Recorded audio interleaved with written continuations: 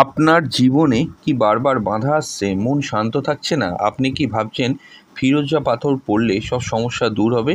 তাহলে আজকের এই ৩ ঘন্টার পরিপূর্ণ বৈজ্ঞানিক ও জ্যোতিষ বিশ্লেষণমূলক ভিডিওটি আপনার জন্যই তৈরি করা হয়েছে। আসুন জেনে নিই ফিরোজা পাথরের রহস্য, ফিরোজা পাথর আলটিমেটলি কী, কোন গ্রহের জন্য পড়ে, কারা কারা পড়তে পারেন, এই সমস্ত বিস্তারিত এই ভিডিওর মধ্যে থাকছে। ট্রু সায়েন্টিফিক অ্যাস্ট্রোলজি ইউটিউব চ্যানেলে আপনাদের প্রত্যেককে ওয়েলকাম জানাচ্ছি। তো আসুন শুরু করা যাক। ফিরোজা একটি প্রাকৃতিক রত্ন যা মাটির নিচে তামা, অ্যালুমিনিয়াম ও ফসফেট উপাদানের রাসায়নিক বিক্রিয়ার মাধ্যমে তৈরি হয়। এটি একটি হাইড্রেটেড ফসফেট মিনারেল। বৈজ্ঞানিক উপায়ে যদি আমরা দেখি ফিরোজা কিভাবে তৈরি হয়, সেটি হলো যখন ভূগর্ভস্থ জলে তামা, ফসফরাস ও অ্যালুমিনিয়ামের মিশ্রণ থাকে এবং তা দীর্ঘ সময় ধরে পাথুরে খনিজের সঙ্গে বিক্রিয়া করতে থাকে, তখন এই উপাদানগুলো সংমিশ্রণে একটি নীলচে সবুজ রঙের খনিজ পদার্থ তৈরি হয়, যাকে আমরা ফিরোজা বলি, ইংলিশে টার্কুইসও বলা হয়। তো ফিরোজা আলটিমেটলি অত্যন্ত শুষ্ক মরুভূমি অঞ্চলে এই পদার্থ আমরা দেখতে পাই। ফিরোজা কোথায় পাওয়া যায়? ইরান পৃথিবীর অন্যতম উৎকৃষ্ট ফিরোজা এখানেই আপনি পাবেন। মিশর, আফগানিস্তান, চীন, মার্কিন যুক্তরাষ্ট্র এই সমস্ত জায়গাতেও কিন্তু ফিরোজা রত্ন পাওয়া যায়। এই যে নীলচে সবুজ যে কালারটা আমি বললাম, এর কারণ হলো তামা থাকে বলে ফিরোজা নীল রঙের হয় এবং আয়রন থাকলে সবুজাভ একটি আভা দেখা যায় বা রং দেখা যায়। উচ্চমানের ফিরোজা সাধারণত আকাশি নীল রঙের হয়ে থাকে। আলটিমেটলি রাসায়নিকভাবে এটি হাইড্রাস কপার অ্যালুমিনিয়াম ফসফেট হিসেবেই পরিচিত। তো এই ফিরোজা ব্যবহারের কিছু ঐতিহাসিক প্রেক্ষাপট রয়েছে, যেমন তুর্কি রাজারা, মুঘল সাম্রাজ্যের রাজারা এইগুলো কিন্তু ধারণ করে থাকতো। এই ফিরোজা কিন্তু তাদের অত্যন্ত প্রিয় রত্ন ছিল। পারস্যে এটি সুরক্ষা ও শান্তির প্রতীক হিসেবে ব্যবহার করা হতো, এখনও কোনো কোনো জায়গায় হয়। আমেরিকান ইন্ডিয়ান সংস্কৃতিতে আত্মার রক্ষা ও ভালো ভাগ্যের জন্য, অর্থাৎ ফরেনেও কিন্তু ফিরোজা অনেকে ব্যবহার করে থাকে। আপনারা অলরেডি অনেকেই জানেন সলমান খানের হাতেও, মানে অভিনেতা সলমান খানের হাতেও কিন্তু ফিরোজা রত্ন দেখতে পাওয়া যায়।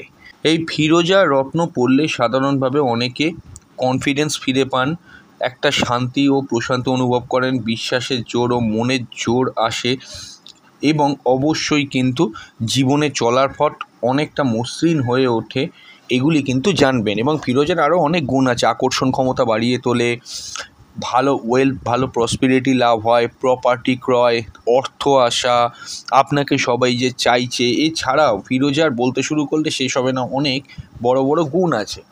এইবার আমরা আজকে এখন আলোচনা করব মূলত ফিরোজা কোন গ্রহের জন্য পড়া হয় এবং রাশি অনুসারে ফিরোজা কোন কোন রাশিতে সাধারণভাবে ভালো ফল দেয়। তো আসুন শুরু করা যাক।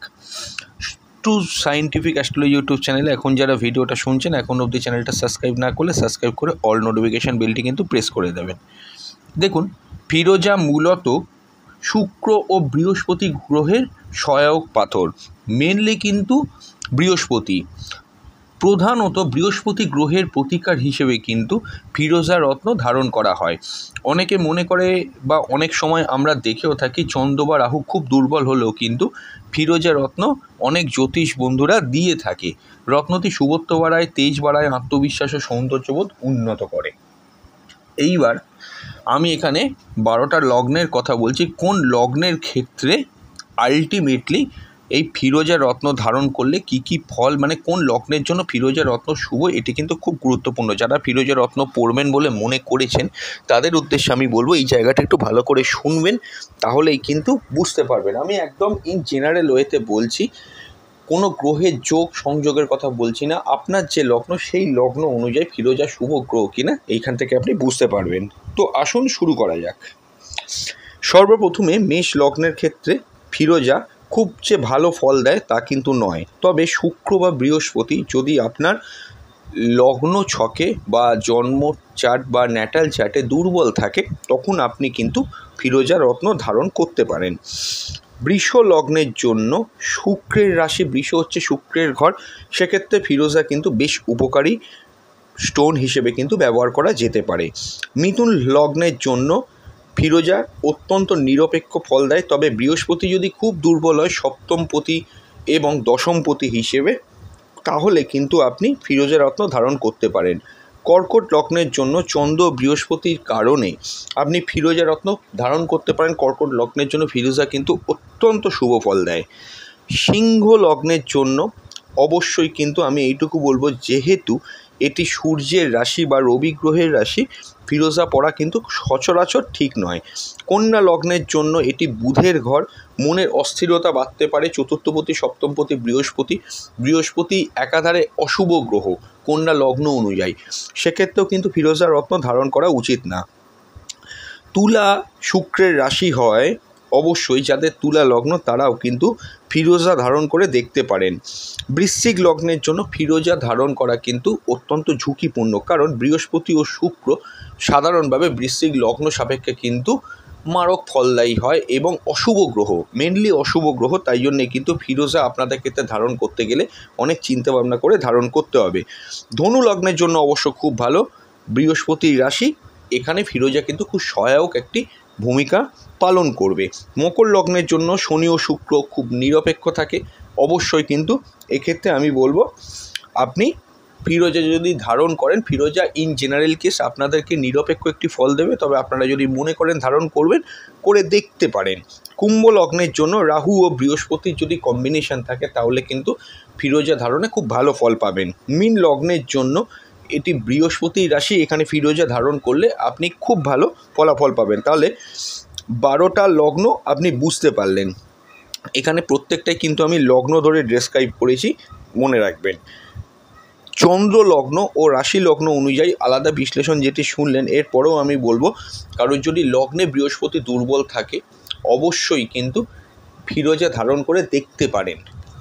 যদি বৃহস্পতি সপ্তম, নবম বা দ্বাদশ ঘরে, লগ্নকে 1 নম্বর ঘর ধরে অ্যান্টি ক্লকওয়াইজ, সপ্তম অর্থাৎ বিবাহ ও ব্যবসা স্থান, নবম ভাগ্যস্থান এবং দ্বাদশ অর্থাৎ কি একদম দূর দূরান্ত যাত্রা যে ঘরটা থেকে আমরা দেখি, সেখানেও যদি বৃহস্পতি থাকে আপনারা কিন্তু ফিরোজা ধারণ করে দেখতে পারেন। মনে রাখবেন, যদি আপনার শুক্র বা রাহুর মহাদশা চলে, ফিরোজা ধারণ করতে গেলে কিন্তু অভিজ্ঞ জ্যোতিষ বন্ধুর পরামর্শ নেবেন। বা যদি কোনোভাবে শনির দশা চলে, রবির দশা চলে, আপনি ভাবছেন ফিরোজা পড়বেন, অভিজ্ঞ জ্যোতিষ বন্ধুর সঙ্গে কনসাল্ট করে তবেই কিন্তু পড়বেন।